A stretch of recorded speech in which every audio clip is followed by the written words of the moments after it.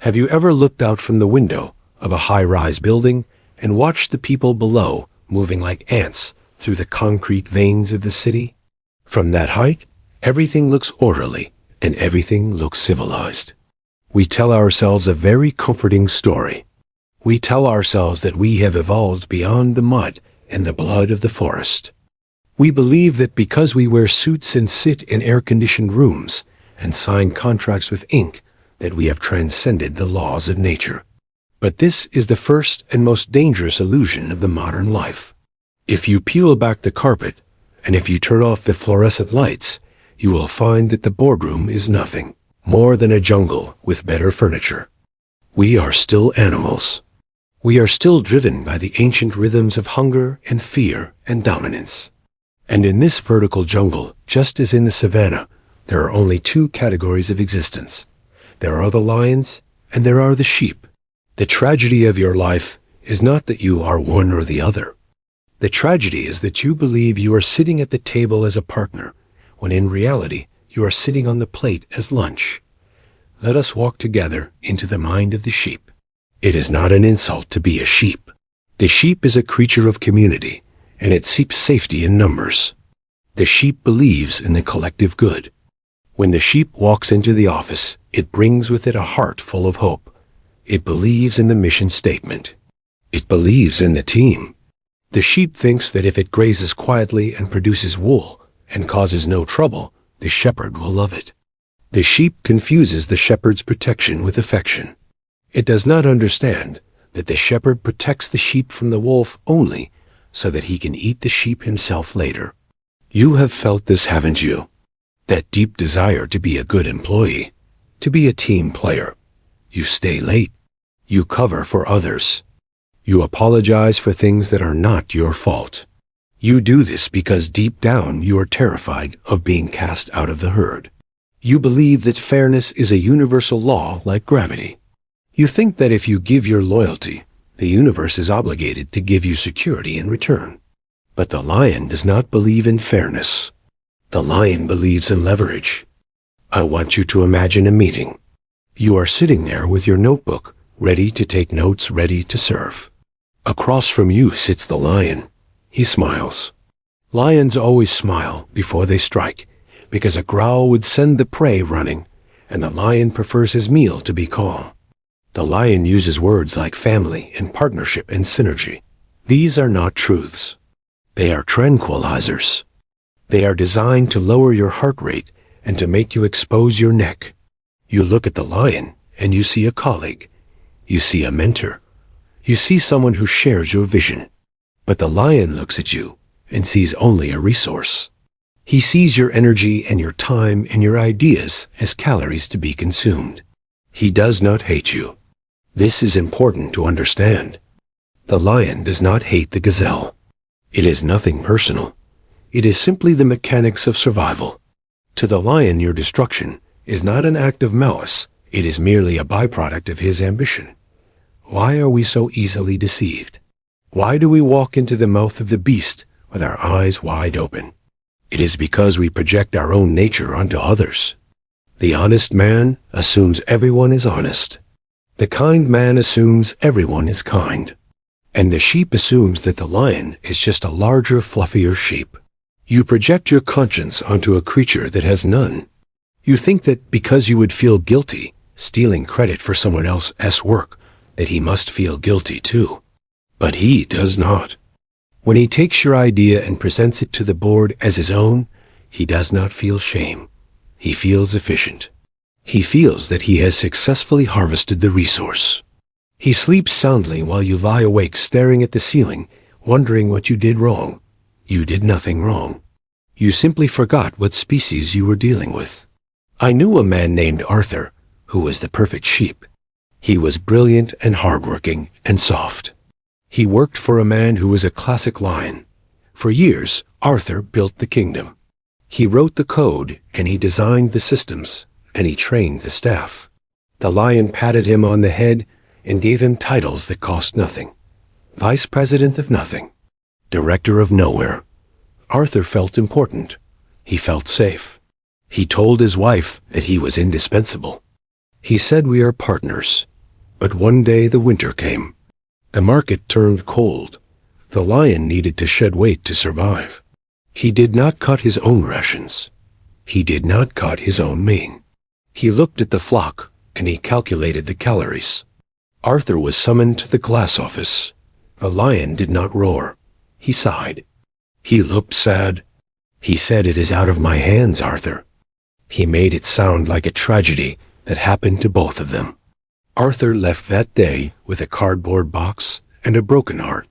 He spent years trying to understand why his partner betrayed him, but there was no betrayal. A farmer does not betray the cattle when he takes them to market. He is simply fulfilling the contract that the cattle never knew existed. This is the harsh truth that you must swallow if you wish to survive. The corporate world is an ecosystem of predation, cloaked in the language of cooperation. Every interaction is a transaction. Every relationship is a power struggle. If you do not know who the sucker is in the room, it is you. You must stop listening to what they say and start watching what they eat. Does your boss feed the team, or does he feed on the team? Does he take the blame when things go wrong, or does he offer you up as a sacrifice to the gods of the board? The lion relies on your silence. He relies on your politeness. He knows that you have been trained to be agreeable. He knows that you would rather suffer in silence than create a scene. He uses your good manners as a cage to hold you. When he asks you to work the weekend without pay, he frames it as a favor. If you say no, you are difficult. If you say yes, you are food. He is testing your boundaries. He is nipping at your heels to see if you will kick back. If you do not kick, if you only bleat and run, he knows he owns you. He knows he can devour you, slowly bite by bite, over the course of 10 years, until there is nothing left but a husk. But here is the secret that the lions do not want you to know. The lion is afraid. He is terrified. His power is fragile. It depends entirely on the submission of the sheep. If the sheep wake up, if the sheep realize that they outnumber the lion 100-1, the game changes. The lion sleeps with one eye open because he knows that he is an imposter. He knows that he produces nothing. He only takes. You are the producer. You are the one with the skill. You are the one who knows how to make the fire. Without you, the lion freezes. Without you, the lion starves. His arrogance is a mask for his dependency. So what must you do? Must you become a lion? Must you sharpen your teeth and learn to tear the throats out of your colleagues? No, that is a corruption of the soul. To become a monster to defeat, a monster is a defeat in itself. You do not need to become a predator, but you must stop being a sheep. You must become something else. You must become the porcupine. You must become the creature that is peaceful and quiet and minds its own business, but carries 1,000 spears on its back. You must be dangerous, not because you attack, but because you cannot be eaten. How do you grow these quills? You grow them by shedding your need for validation. The sheep needs the shepherd to tell him he is a good boy. You must kill that need. You must look in the mirror and validate yourself. You must know your worth so deeply that no title and no bonus can add to it or subtract from it. You grow your quills by setting boundaries that are made of steel, not straw. When the lion crosses the line, you do not argue. You do not explain, you simply prick him. You say no. You say, "I cannot do that." You document everything. You keep a record. You realize that information is your shield. You must learn to observe the jungle with detachment. Stop trying to make friends with the food chain. When the lion smiles at you, smile back, but keep your hand on your sword. Understand that his charm is a weapon. When he invites you to lunch, remember that you are on the menu. Do not give him your loyalty for free. Make him pay for it. Make him trade for it. If he wants your wool, he must give you grass. If he stops giving grass, you stop giving wool. It is a transaction. Strip the emotion out of it. Stop looking for a father figure in your boss. He is not your father. He is a customer purchasing your time. Treat him with the professional distance of a merchant. Be polite, be excellent, but be detached. Do not give him the key to your happiness.